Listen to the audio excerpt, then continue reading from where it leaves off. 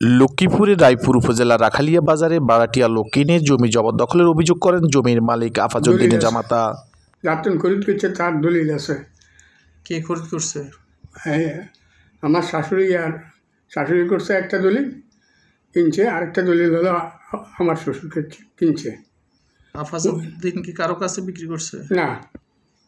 আপনারা কি এই জমিতে কি বুক দখলে ছিলেন? হ্যাঁ, বুক দখলে ছিলাম, পূর্ব থেকেই বুক দখলে ছিলাম। এখন যে অন্যরা ওখানে আসি ওই মার্কেট করতেছে, আর আপনি বাধা দেন না কেন? দিছি। কই বাধা দিচ্ছেন আপনি? একবার তো বাধা দিয়ে এসছে, আমি নিজে গিয়ে বাধা দিছি। এবং উনি থাকতো, একবার কেস হয়েছে, পরে আবার পরবর্তী উনি মারা যাওয়ার পর ওনার ওয়াইফ এবং ছেলে আবার একটা মামলা করছে, এরপরে আমি আবার আরেকটা করছি। মূল জমির মালিক হলো আফাজউদ্দিন পাটালি আর হলো সায়রা খাতুন। এই জমির ওনার দুই ছেলে এবং মেয়েরা হলো ওয়ারিশ থেকে আমরা খরিদ করি। নুমান পাটারি, টিটু পাটারি, তারপরে কাঞ্চন চৌধুরী, তারপরে শিফন, এরা এই জমি দখল করার জন্য পায়তারা করে। পুলিশ প্রশাসনের কথা না শুনে ওনারা জোরপূর্বকভাবে দখলের চেষ্টা করতেছে। রাতের অন্ধকারে বারাটিয়া সন্ত্রাসী এখানে জবরদখল করে ঘর করার চেষ্টা করতেছে। পুলিশ আসলে তারা চলে যায়, আবার পুলিশ না থাকলে তারা আবার কাজ দখল করার জন্য চেষ্টা করে। নুমান পাটারি, টিটু পাটারি, কাঞ্চন চৌধুরী, শিফন, এরা সবাই মিলে বারাটিয়া লোক দিয়ে এই কাজ করে। আর আমাদের বারাটিয়া লোক দিয়ে আমাদের গাছ মিলে দৌড়ায়।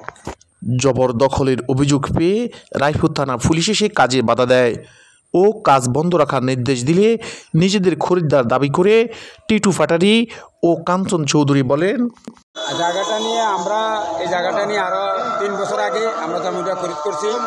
খরিদ করার ফলে আওয়ামী লীগের প্রভাবে আমরা কাজটা করতে পারি, কিন্তু আমাদের কাগজপত্র অ্যাকুরেট। আরএস আমাদের নামে যাদের থেকে নিছি আর কি, তাদের নামে আরএস দিয়েছ এবং কি সম্পূর্ণ দলিলনামা, বয়নামা, দখলনামা সহ আমাদের কাছে আছে।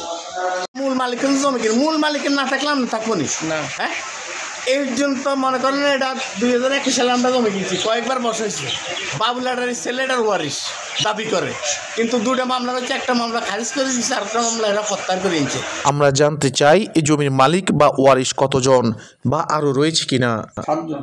মোট 7 জনই জমির ওয়ারিশ সূত্র মালিক। জমি খরিদের মূল দলিল থাকলেও আরএস খতিয়ান, রেকর্ড ও খাজনা পরিশোধের মাধ্যমে জমি অন্য হিস্সা দখলে নিতে পারে কিনা দর্শক আপনারাই বলবেন।